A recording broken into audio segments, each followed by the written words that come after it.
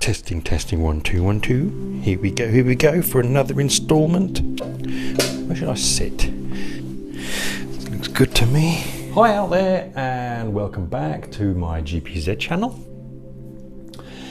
Today I'm going to do a quickie on brake bleeding on the GPZ600. This question arises quite a lot in my Facebook group because it's not as simple as other bikes. Most people know how to do brake bleeding. If you've got absolutely no idea, then this video is probably just a little bit of information for you out of interest, but it's probably best to get some help and assistance from someone who knows what they're doing. That's sort of my disclaimer. We're doing brake work today, so don't go in over your head, guys.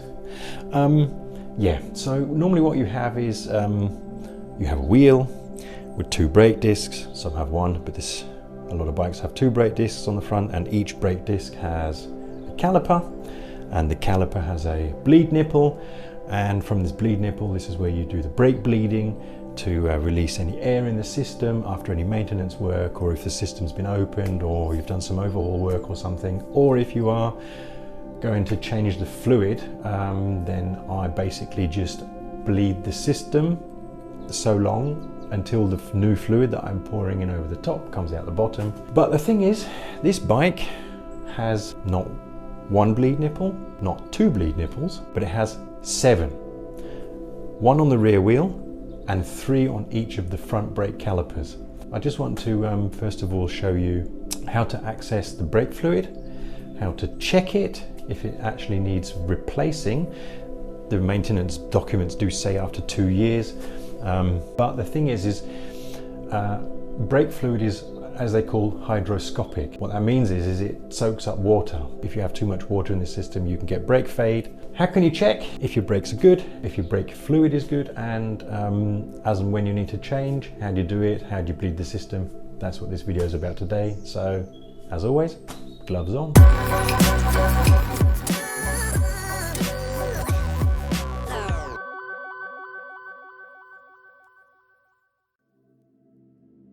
Just for ease of this video, I have already removed the screws from the cover. Be careful when removing these screws. 9 times out of 10 they will strip. You might want to put down a bit of cloth or paper or something to protect the tank in case you take the lid off and it drops. You don't want to be getting brake fluid on your paintwork, so just protect that. So undo your 2 screws, remove the cap.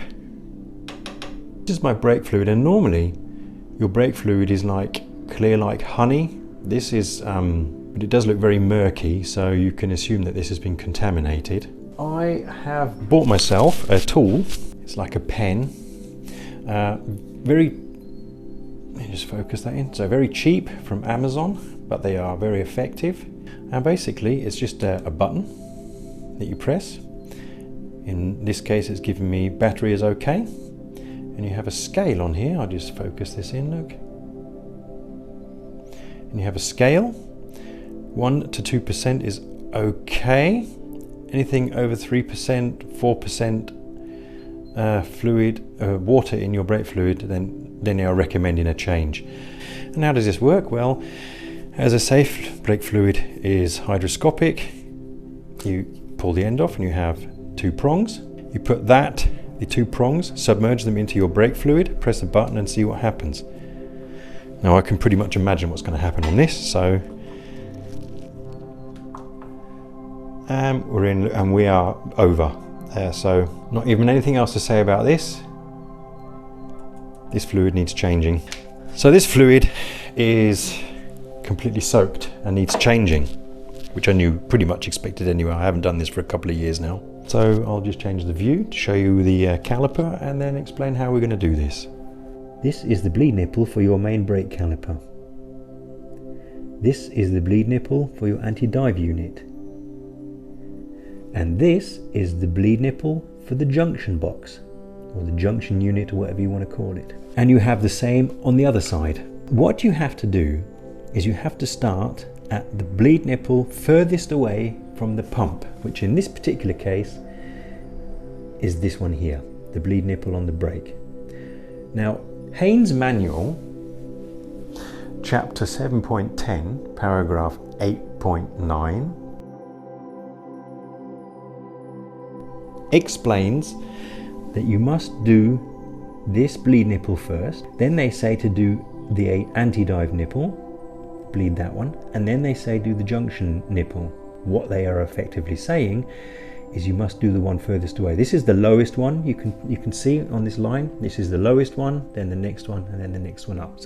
So when you're bleeding your brakes, the order of bleeding is 1, 2, 3, then on the other side 4, 5, 6 is the order in which you do it. And I'm going to start with this one. And what do you need? Well, I like to have my Haynes manual at hand. Even when you think you know exactly what you're doing, it's always nice to refer, just to refresh your memory. No one's expected to do everything from memory. Then you need some brake fluid of the correct spec. Now, it does actually say on the cover, which is here, I've already taken it off. Here it says use only .3 brake fluid. Now .3 was the standard at the time. It's recommended to use something a bit newer. This is .4. Don't mix. So if you're putting new .4 in, then make sure obviously you completely drain the system if you don't know what's in there already. So if you're just topping up and you don't know what's in the machine, then change it all. So .4 brake fluid, a piece of hosing and a bottle. You can use a vacuum system. I sometimes use it, I sometimes don't. It depends on what I'm doing. If I have a completely empty brake system, so I have no fluid in the top reservoir, I like to put the vacuum on the lower nipple and open up the nipple and allow the vacuum to pull the fluid through. This isn't required today because there is fluid all the way through the system. So this is just here to show that you can use it, but you don't need to. A proper screwdriver to take your screws out. These are Japanese industry standard screws if they're the original ones. So if you use a Phillips, you're probably going to jump out. So if you've got JIS screwdrivers, use them. And a 10mm spanner to open the bleed nipple. How do we go about bleeding the brake system and in effect changing the fluid? This is how we do it. Quite often these bleed nipples are slightly seized in, so the first thing I like to do is just to actually make sure I can open it. So I like to just see if I can put a tool on and crack that open. Now that happens quite a lot, is your little rubber caps fall off. So just see if we can crack this open. There we go, it's open. Interesting point here is if you are trying to bleed these and nothing's coming out, then more than likely your bleed nipples are blocked up with something, so you'll either have to take them out and clean them or put new ones in. So first thing is it can be opened. Then you put a piece of rubber hose on here, preferably something you can see through. I'll just swap that out and put something here a bit more see-through on.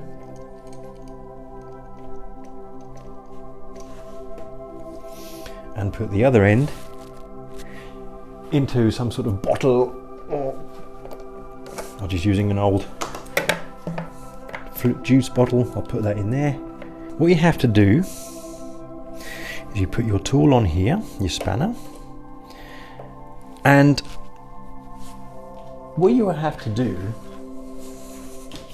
is you have to force the fluid out of this bleed nipple. When I squeeze the brake lever, it applies pressure into the brake caliper and squeezes the brake pads together. What I'm going to do is I'm going to press the brake lever, and when the brake lever is under pressure, then open the bleed nipple, fluid will come out, and then immediately close it and then release the brake lever. So important is press the brake lever, open, close, release the brake lever. If you release the brake lever before shutting down the bleed valve, then you will pull air into the system and you'll be here all day. So I now squeeze the brake lever, open up, close, release the brake lever. release the brake. And there's air in the system there, you can see a bubble coming up. So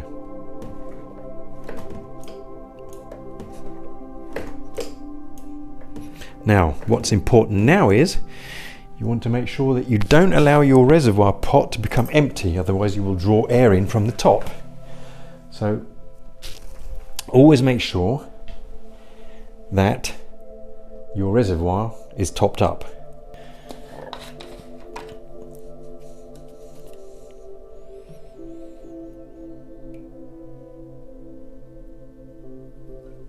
And you continue this process until you see the fresh fluid that you're putting in the top come out of the bottom.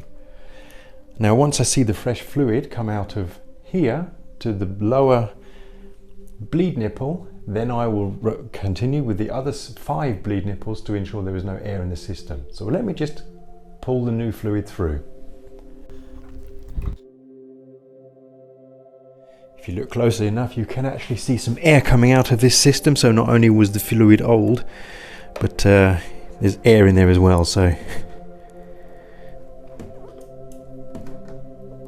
basically you just keep pumping until fluid is new and there is no more air in the system. There isn't much fluid in the whole system anyway, so you will see fresh fluid coming through quite quickly. But always remember to keep your eye on the pot to make sure it doesn't empty. If you pull air through, then you have to start the process all over again. There's a few air bubbles there still coming through, look.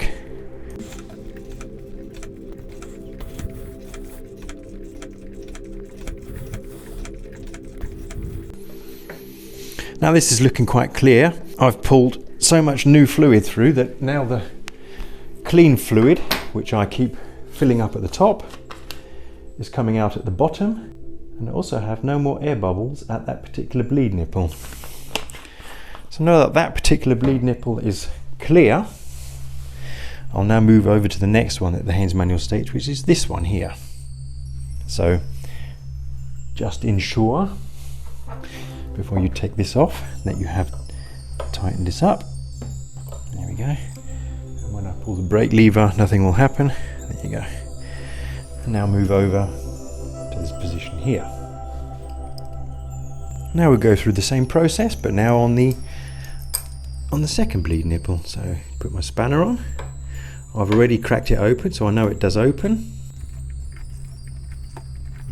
Always remembering to look inside your reservoir whilst you're doing this, because whilst you're down here looking at this, you do forget very quickly that you should be looking in your reservoir. So let me just have a quick look and keep going until clear, airless, free fluid comes out. And this is actually looking extremely clean now.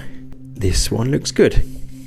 So tighten that up, remove this tube and move on to the last one.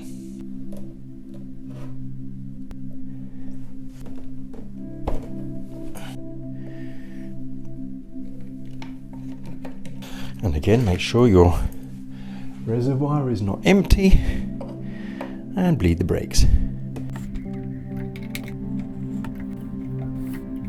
So now I have air bubbles and muck coming out of this one, so you can pretty much assume that somewhere in here some air was in the system.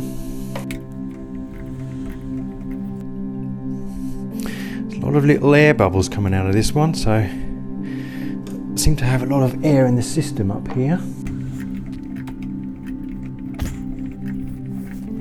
So we've got clean fluid, we've got no air bubbles, and if you press your brake lever a few times you will discover it is quite hard, so any softness, if you had any, should disappear. And now I'm going to do the other side. I won't need to show you that, it's exactly the same process as this, and that is exactly how to bleed your brake system and change your brake fluid.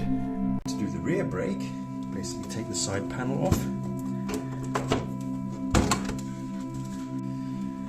is your reservoir for the rear brake fluid.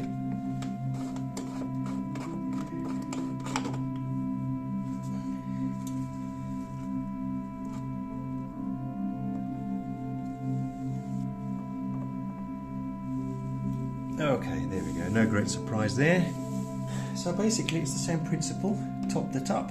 So this is a bit tight because I've got my bike up against the wall, but just same principle. Got my bottle here, put the spanner on, pump the rear pedal, open up, close, let the pedal go. And you do this until all that fluid is gone, and nice new fresh fluid is through, and no more air bubbles. I mean, there is no air in here, it's actually, as far as that's concerned, in good condition. But you saw the result of that fluid test. So I'm just going to keep doing this until all this nice new fluid is through.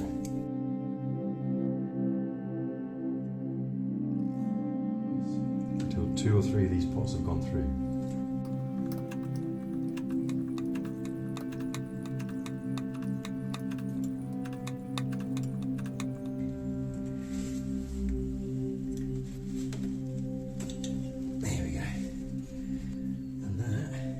So just make sure it's nice and tight. And it is.